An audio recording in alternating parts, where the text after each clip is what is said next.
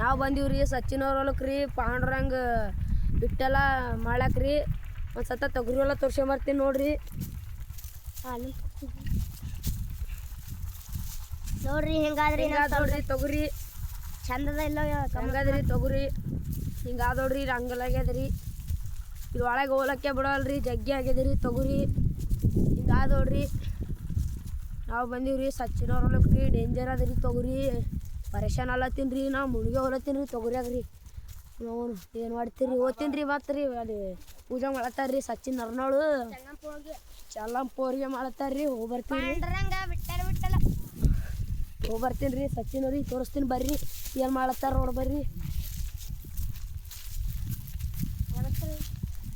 ಬಂದು ನೋಡ್ರಿ ಸಚಿನ್ ಅರ್ನೋಳು.